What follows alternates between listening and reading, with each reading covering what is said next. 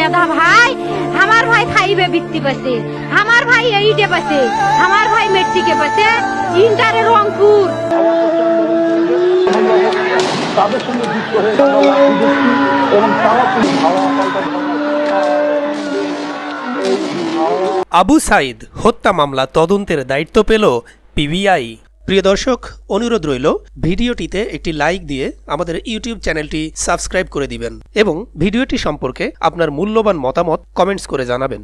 রংপুরে বৈষম্য বিরোধী ছাত্র আন্দোলনে পুলিশের গুলিতে নিহত বেগম রোকেয়া বিশ্ববিদ্যালয়ের শিক্ষার্থী আবু সাইদ হত্যা মামলা তদন্তের জন্য পুলিশ ব্যুরো অফ ইনভেস্টিগেশনে অর্থাৎ পিবিআইয়ে বদলি করা হয়েছে।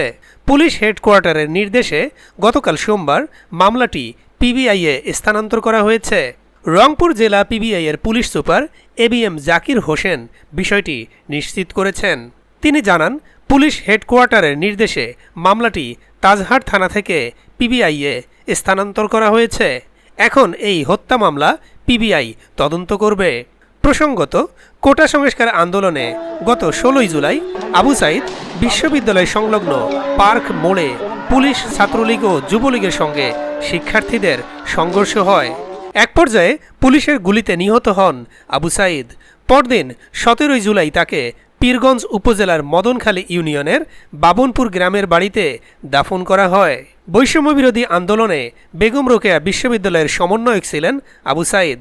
এ ঘটনায় 17 জুলাই তাজহাট মেট্রোপলিটন থানায় পুলিশ বাদী হয়ে মামলা দায়ের করে।